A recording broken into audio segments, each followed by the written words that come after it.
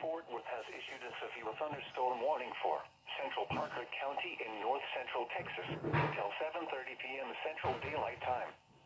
At 6:47 p.m. Central Daylight Time, a severe thunderstorm was located 7 miles southeast of Cool, or 10 miles west of Weatherford, moving northeast at 30 miles per hour, 15 miles an hour, decreasing 60 miles per hour, resulting in dollar-sized hail. Source: radar indicated. Impact: hail damage to vehicles is expected. Expect wind damage to roofs, siding, and trees.